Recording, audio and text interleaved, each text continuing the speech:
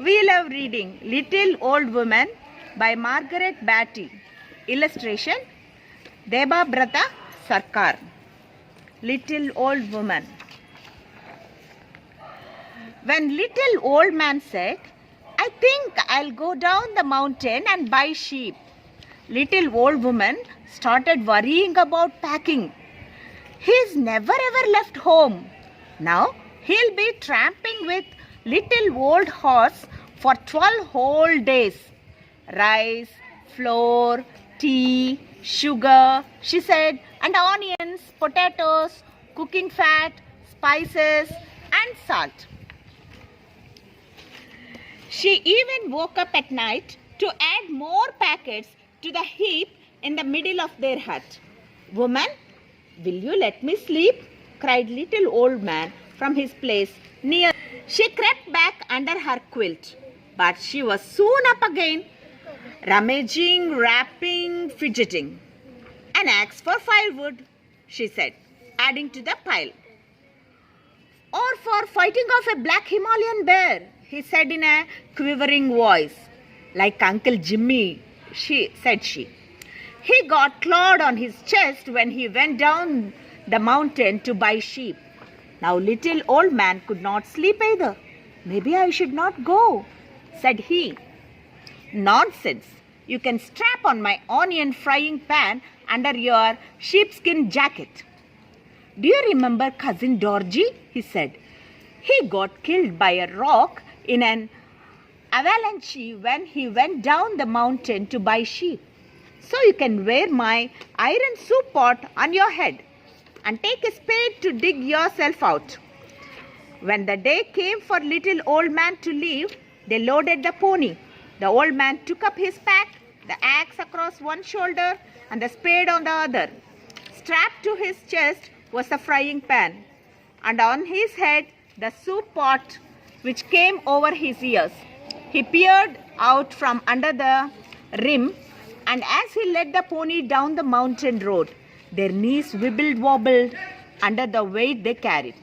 Half a mile down they heard a shout, "Stop! Stop!" It was little old woman running behind. "Flint stones!" she panted, catching up. "To start your campfire and here your umbrella. It always rains in the pass. You'll freeze if you get wet." She hooked it onto the back of his collar. "I have still forgotten something." "But what?" "Better not remember," he said from under her soup pot. "One more thing to carry and I'll drop dead."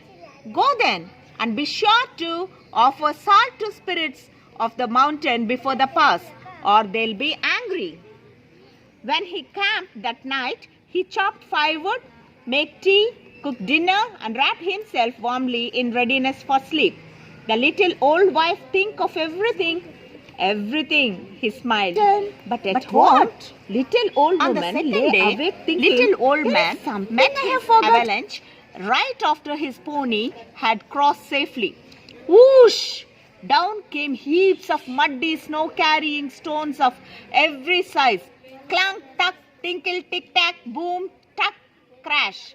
They went bouncing off little old woman's soup pot and making his head ring. He easily dug himself out and tramped on unhurt. The third day, he met his Himalayan bear. "Arf, arf," he snarled. Third day, he met his Himalayan bear. "Arf, arf," he snarled, charging in him.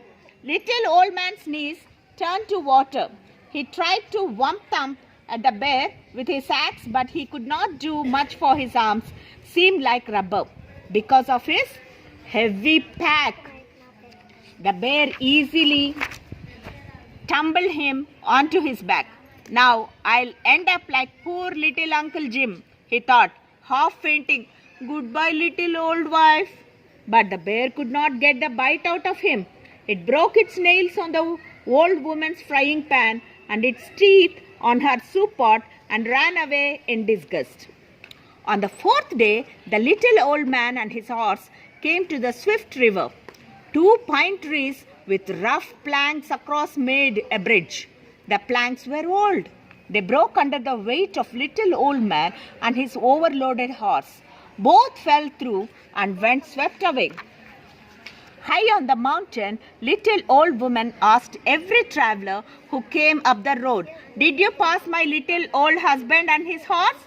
"Yes," said one, just after he had dug himself out of an avalanche without a scratch. "Yes," said another, just after he had fought with a black bear and broken all its nails and teeth. "Yes," said the third, just before the pass he was offering salt to the spirits of the mountain. "Yes," said the fourth, going through the pass it was raining buckets, but he was nice and dry. "No," said the last traveler, "I didn't pass them, but I saw two big holes in the bridge. One was shaped like your little old man and the other like his old horse." "Oh ho," she wailed. "They fell into the river and they can't swim. Now I know what I forgot."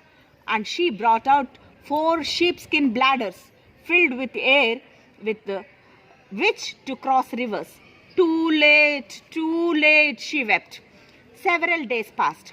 One night, as little old woman sat sadly by her fire, she heard a faint scrambling at the door.